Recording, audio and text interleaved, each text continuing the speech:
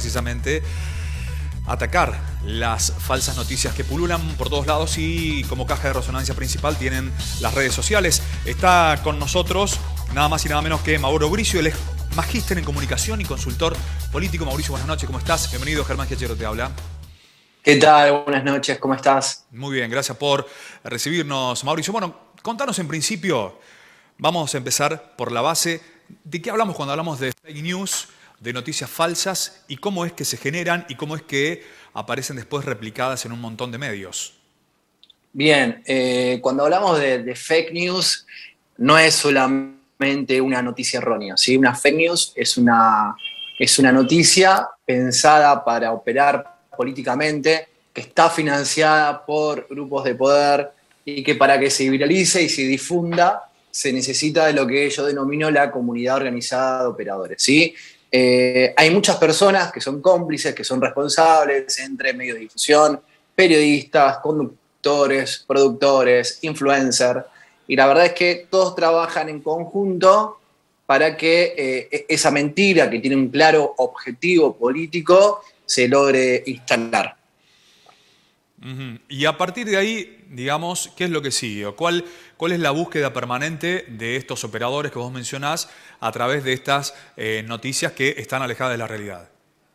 Bien, lo que buscan estos operadores claramente es una táctica que se repite, ¿sí? No solamente en Argentina, sino también en diferentes países del mundo. Yo que estoy impulsando este proyecto de ley anti-fake news, estoy teniendo comunicaciones con especialistas, compañeros de Europa, de México, de Uruguay, Perú, Colombia, digo. Y yo pensaba que solamente esta práctica de estos operadores era un fenómeno común. La táctica es la siguiente. Ellos lo que hacen es mentir todo el tiempo, de forma reiterada, cada 5 minutos, de forma tal que nosotros no sepamos si lo que estamos consumiendo y lo que estamos viendo es verdadero o es falso, ¿sí? De hecho, nos pasa a nosotros, quizás te pasa a vos o les pasa a los compañeros que están del otro lado de la cámara, que son especialistas, que saben del tema de comunicación porque nos dedicamos a esto, y que a veces decimos nosotros mismos, che, esto que estamos viendo, esto que estamos leyendo, ¿es falso o es verdadero? Bueno, esto sucede en todo el mundo, por eso es importante en avanzar en algún tipo de freno, legislación, discusión, para evitar que estas noticias falsas, que son pensadas y direccionadas, se sigan difundiendo y que tienen como principal objetivo causar daño. Un ejemplo claro de esto es lo que fue y lo que sigue siendo, ¿no? Hablando en presente, la guerra entre Rusia y Ucrania. Se calcula que cerca del 95% de la información que uno recibe es falsa, y eso es lo que nos habla a las claras, es la estrategia de desinformación por parte de la OTAN, ¿no? Para confundir a la gente y para no saber puntualmente muy bien lo que está pasando. De hecho, hasta el día de hoy no tenemos idea de qué es lo que está pasando. Entonces, las fake news tienen el objetivo de desinformar, confundir, generar todo un clima de confusión, y yo siempre diferencio lo que son las false news, las fake news y las hate news. Es importante diferenciarlo. ¿Cuál es la diferencia? ¿Cuáles serían las diferencias? La diferencia es que las false news son las noticias falsas que circulan, pero que no fueron creadas con intención de generar daño, ¿sí? No tienen un objetivo de causar daño, son más bien producto de que no se realizó un correcto chequeo de la información, ¿sí? Hubo mucho de estas, como por ejemplo, hubo una en la pandemia que decía que los pelados tenían más posibilidades de contraer coronavirus. Ajá. Esto claramente es una false, ¿sí? Porque no está pensada para dañar a nadie. Y esto es producto claramente, muchas veces los medios y los periodistas en la vorágine en la que están, sacan noticias, ¿sí? Y no hacen el correcto chequeo. Distinto es cuando te están pagando, te están financiando y el objetivo está en lastimar, erosionar a un personaje o a un actor político, ¿sí? Vamos a poner otro ejemplo bien concreto y sencillo.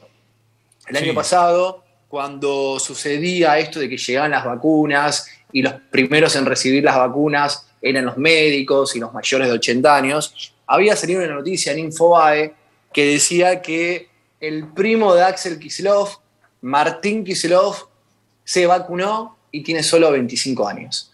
Yo comencé a investigar y efectivamente había un pibe que se llamaba Martín Kicillof que se había vacunado y tenía 25 años. Claro, pero no se vacunó por ser pariente de Axel. De hecho, el chico no tenía nada que ver con la familia de Axel, pero bueno, tuvo la mala suerte de compartir su apellido. Se vacunó porque era médico. Claramente eso no lo dijeron, pero ahí sí vemos cómo opera esta fake news, ¿sí? Que fue pensada, obviamente, es como que se le dejaron picando para que vaya Infobae, ¿no? y haga el gol. Pero ahí vemos cómo tiene un objetivo concreto.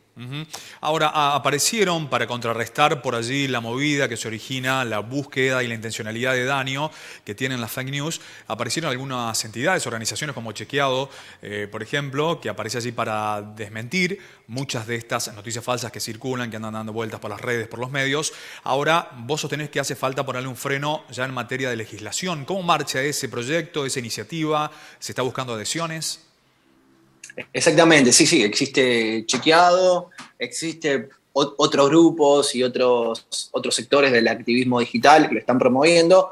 Lo que sucede es que, y en esta búsqueda que yo también intento desenmascararla, lo que me di cuenta es que en un momento éramos David contra Goliat, porque la verdad es que la relación de poder y de fuerzas es muy asimétrica. Por lo tanto, por más de que haya microorganizaciones desenmascarando y desmintiendo las fake news todo el tiempo, esto no alcanza. Por eso surge la idea de crear este proyecto que se encuentra en la página de change.org/antifake-news para tratar de desactivarlas, ponerle un freno, y tiene 3 ejes este proyecto. El primer eje está orientado a multar en términos económicos o una quita paulatina de la pauta oficial de aquellos medios que se comprobó que mintieron, ¿sí? Entonces ese es el primer eje. El segundo eje está orientado a la capacitación de la ciudadanía. Nosotros necesitamos una ciudadanía activa que tenga herramientas, que tenga instrumentos y que tenga la capacidad de detectarlas, denunciarlas y saber qué tienen que hacer, ¿sí? Y de hecho, uno cree que es un tema bastante popular y común, el tema de las fake news, pero hay sectores que desconocen. Mirá, hace poquito salió un informe de la UNESCO que dice que solamente el 2% de los jóvenes saben de la existencia de las fake news. Sí, esto es una locura. De hecho, yo como docente, siempre que hablo con mis alumnos y alumnas de las fake news, me dicen, ¿pero qué, profe? Entonces, ¿existen noticias falsas? Entonces, para que uno tenga idea, no solamente el nivel de desconocimiento e inocencia que hay, sino también la necesidad de capacitar todo el tiempo a nuestra ciudadanía a través de escuelas, sindicatos, organizaciones sociales, clubes de fútbol. Digo, tiene que estar esa capacitación constante. Y el último eje está orientado a la alerta. Lo que nosotros necesitamos también es que el consumidor de noticias sepa que el medio que va a consumir posiblemente sea un medio alto en noticias falsas. Así como está la ley de etiquetado, lo que yo estoy promoviendo es que cada medio de difusión tenga debajo del logo un esquema semáforo de colores del color rojo al verde, donde el consumidor sepa que si tiene color rojo, posiblemente va a consumir una fake news. Después va a ser el consumidor de la noticia el que elija. Claro. Pero vos, para garantizar las 2 dimensiones del derecho a la libertad de pensamiento y expresión, necesitas darle todo el tiempo las herramientas al receptor y garantizar que la comunicación justamente sea acorde, adecuada y veraz, que es el derecho a la comunicación, y que la verdad es como que se desconoce o solamente se conoce la pata del emisor, ¿sí? Que es ese derecho a difundir información e ideas de toda índole, pero la parte que le corresponde al receptor y el derecho a la comunicación que tenemos de lo que recibimos la información, es como que ese derecho no es tenido muy en cuenta. Mauro Bricio, en contacto, en charla con Canal 20 Noticias. Nuestro agradecimiento precisamente por este contacto, Mauro. Gracias a ustedes por la posibilidad. Abrazo grande. Un abrazo. Nosotros avanzamos. Estamos